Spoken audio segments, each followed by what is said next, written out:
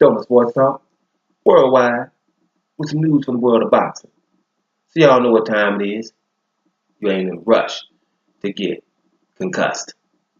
Now, let's move with some little Canelo news. We know that middleweight division, that big fight's coming on Cinco de Mayo. Canelo Alvarez versus Gennady Golovkin. And we had the dope test from Canelo, Clenbuterol, which is in the Mexican meat. He's got caught. We both have two sides of the coin. People believe that he's guilty because he should have known about the meat. He got enough money to import meat, right? And the others feel he's not guilty because, hey, Mexico, and it's happened before. It's happened before to a lot of people. So that's how the thing's going down. Well, the newest news is Canelo has passed the third drug test. So this news is coming from his camp, Golden Boy, Eric Gomez, the president of Golden Boy, or whatever. He said that he's passed his third test since being popped. All right. Now, that would be news to some. I don't even think that's worthy of a headline because most people get popped will be negative after that, right? Then you start thinking about trace amounts. Well, Canelo had trace amounts. Well, after trace amounts, then you don't have anything left.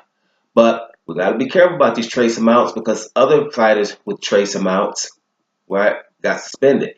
Even Mr. Dope, Alexander Povetkin, right, at the beginning there were trace amounts of meldonium.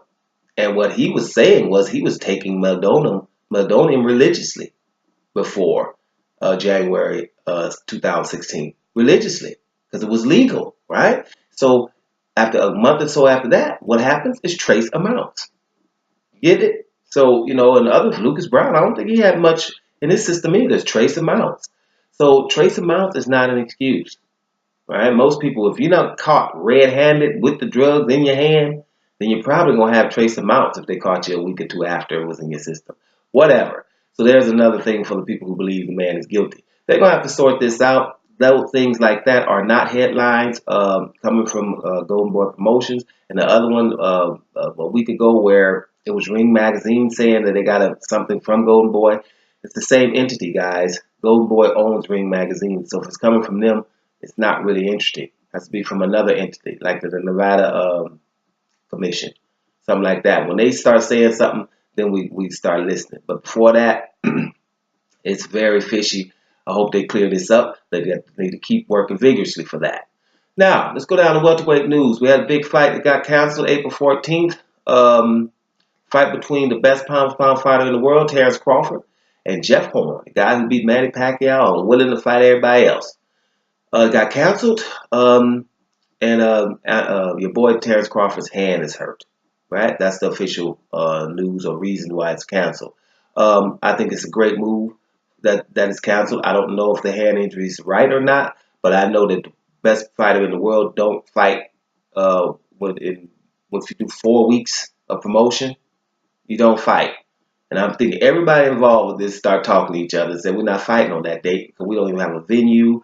People can't buy tickets. We were talking about it in the last video about this fight. So there's no way the fight happens. Of course a hand injury or some kind of injury going to go down. Now Jeff Horn team is upset or they're playing upset because I'm pretty sure everybody told them what time it is too. It's not in anybody's interest to fight this fight in an empty arena. Right? With no one there, no one possible to get there, to make plans or anything to get there. So I'm pretty sure that everybody's talked to everybody, but okay, Jeff Horn's team is playing like, well, if he's so good, he should fight with one hand. Others have done so, and this and that. That seems like a tough statement, but that's not a tough statement. I would have left that one to myself. You don't want to say that. You're supposed to be good, and I'm talking about Jeff Horn and his team. You're supposed to be good enough to not want nobody to fight you with one hand.